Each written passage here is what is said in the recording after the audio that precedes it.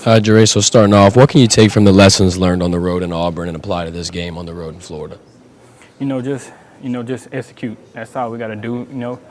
Both stadiums is a loud stadium. We just can't let that get to it. We just got to, focus on the next play, whatever it is. And, that's the biggest thing, just got to stay focused, play to play. And if we do that, we'll be just fine. And as an experienced veteran, what do you think's missing for this talented offense? It seems like it hasn't clicked yet, but all those pieces are right there. No doubt, we just got to be more consistent. That's all it is. We be more consistent, and everything will fall in place. So I feel like that's our biggest thing is just being consistent. And, getting lined up where we need to be and stuff like that. So I feel like once we all get that, we'll be down pat. And what do you do to motivate yourself through these type of slumps and rough patches? How do you go ahead and get out of those? Just keep going. I just look back to days that, where I wasn't doing nothing. I just say, I don't want to go back there. So I just got to push through it, grind through it, and whatever happens. I know you guys had that meeting with Jaden Daniels last week. What has the conversations been like since the Tennessee game? It's been always the same day in and day out. We just, we got to get the ball out and stuff like that, whatever. It's just like, we just got to execute better from all around, from the quarterback, O-line, running backs to us, and tight end. So that's basically been the message. We just got to win our one-on-one matchups and stuff like that, and we do. The ball will come out and be there. What's your mindset when you end up in one of those one-on-one matchups? I feel like we've talked a lot about those lately. Yeah, win. That's all I got to do. If I ever see one-on-one, I want to win no matter what it is or who I'm going against.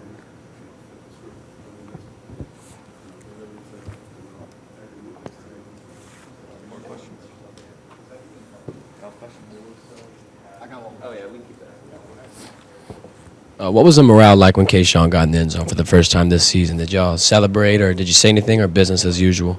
Oh, no doubt. Whenever he got in there, I was happy for him.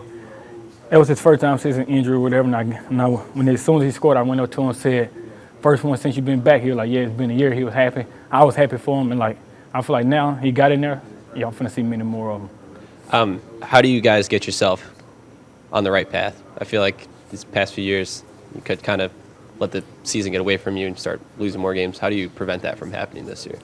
Just still, just execute. That's all we got to do. We one team. We're going to stay together no matter what we go through. Adversity hit is what we're going to do next. And, I feel like that's the biggest thing on our team right now.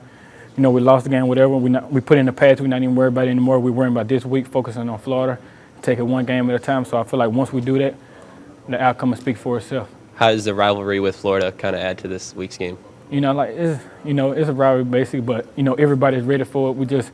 We ain't worrying about it too much like that. We just worrying about it's our next game on our schedule. We still got to play ball, still got to do what we do best, and we just got to do our assignments and come out with the victory.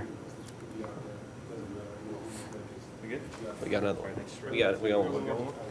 And how's Chris Hilton doing? How's he recovering? Is he communicating with y'all about his process? Yeah, no doubt it is. He was in meetings with us today, being in Larry, whatever, just sitting there watching. He got a brace on, so he ready to be back out there. I hate it for him. We praying for him, whatever, praying that he have a speedy recovery, but healthy and stuff. So I know he ready. It hurt him, but like I said, we got his back. We always here for him, and no matter what it is. And through all these years, you racked up a lot of knowledge. When you see an opening play like that happen for Jack Bech, what do you go and tell a young man like that to lift his spirits? Yeah, when it first came there, he came to the sideline. He was frustrated. He was mad. I told him, man, just let that go. We still got, that was the first quarter, first play of the game. I told him, man, we still got a whole lot of ball to play. And so then after that, he let it go. He came out, got back on offense, got first downs for us. So like I said, that mindset of, all right, you have a bad play, just get over it. It was what's next. And that's what he did.